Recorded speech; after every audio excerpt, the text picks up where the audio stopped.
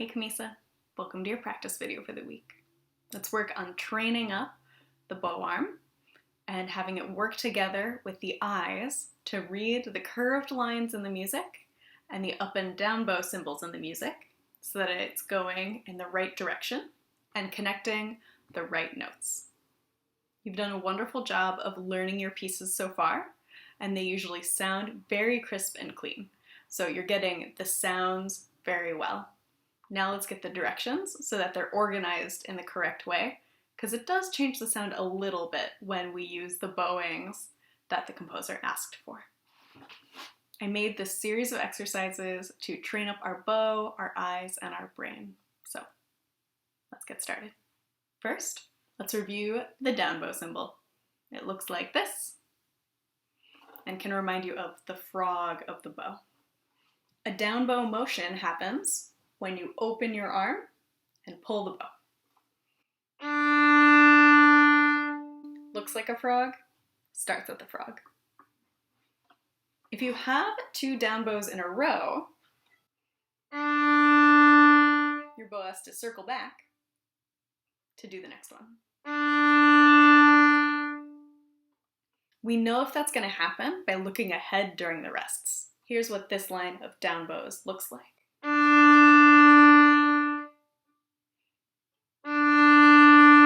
Look ahead, see another down bow.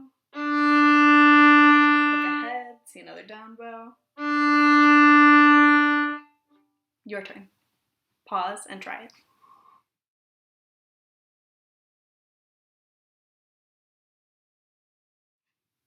Now for the opposite, up bows. Looks like this.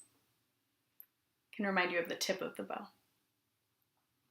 That's when the arm closes and the bow pushes. Same with down bows. If you see another up bow coming up, do a circle, but in reverse. Can go either to the tip or just to the middle, as long as your arm still pushes closed afterwards. Here's what this line looks like.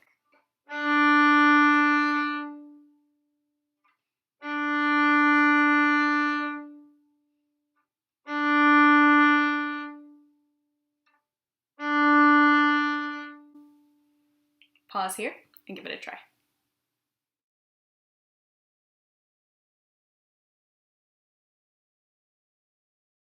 Now we're going to mix up these two symbols. Remember to look ahead during a rest. That'll tell you whether or not your bow has to do a circle.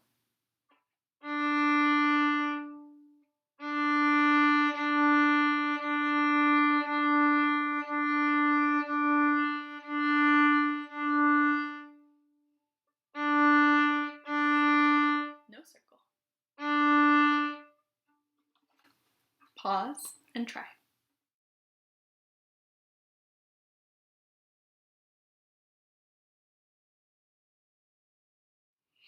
Hooked notes are connected by a line and two dots. The line connects the notes, and the dots mean that there's still a stopped bow. We've been practicing this with our stop bow scales. We're going to use good old perpetual motion to practice our hooked bows. First, we'll start with two notes in each hook. You'll see as this line goes on, the down bow and up bow symbols disappear. That's because if we start on a down bow, the ones after that are reminders. If you keep going through the line, it'll keep going down, down, up, up, even without the reminder.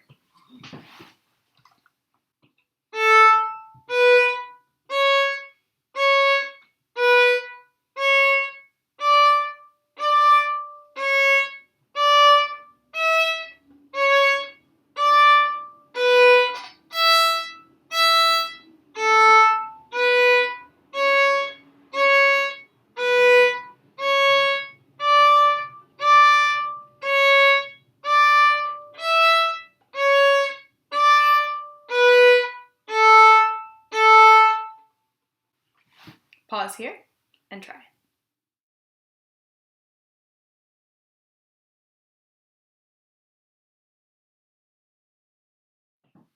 Our next set of hooks has how many notes per bow, per hook? 4.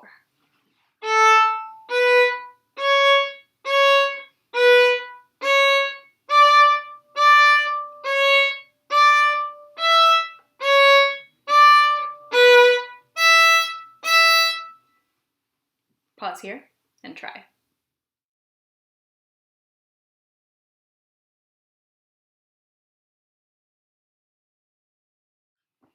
Now that the hooks are feeling more comfortable, let's mix it up.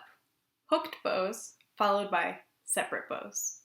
When the curved line disappears, go back to alternating down, up, one of each.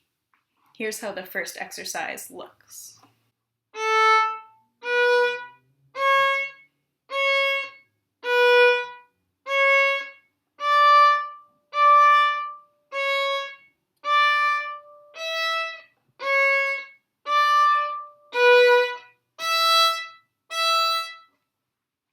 Pause and try it, paying special attention to the bowings, whether they're hook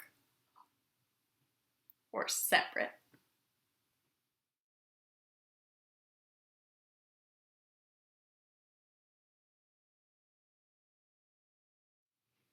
Let's do the second hooks and separate exercise.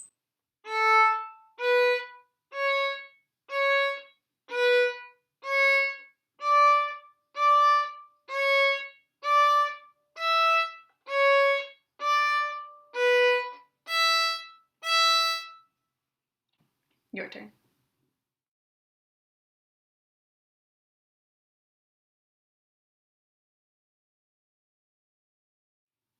The third hook and separate bow exercise is a tricky one. It really mixes up the bowings. So if it doesn't work this week, don't worry about it, but give it a shot.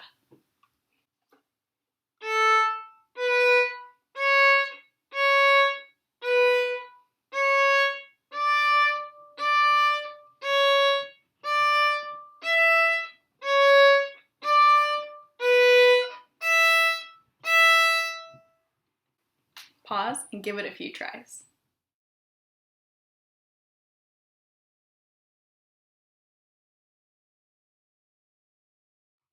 Our last technique for the day is slurs.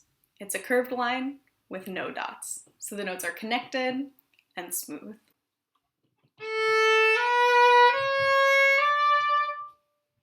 Let's play our classic A major scale with 2 notes in each slur.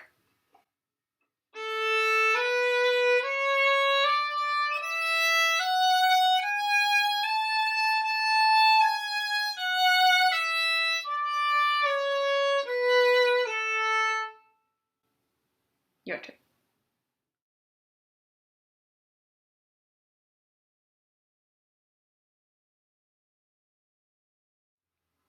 Now, our next set of slurs. How many notes are in each slur? 4.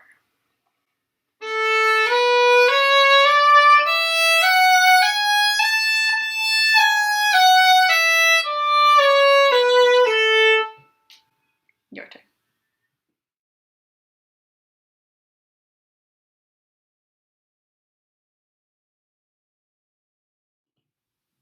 Now let's mix up our slurs with our separate bows. Slur the ones under the curve, go back and forth when the curve stops.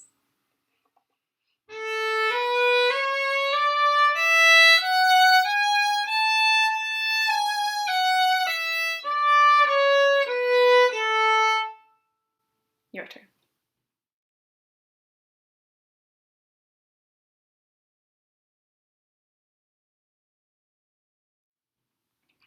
Version 2.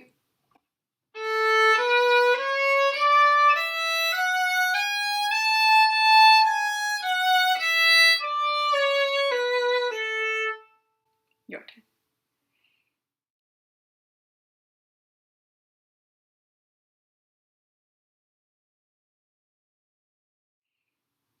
Again, we have a challenge mode on version 3. Watch very closely as the notes go by.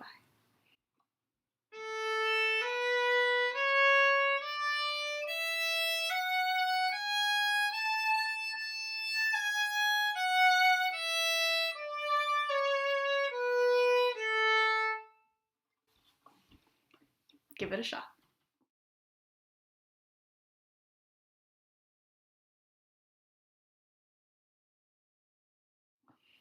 Okay, good practicing on hooks, slurs, and mixing up the hooks and slurs with separates.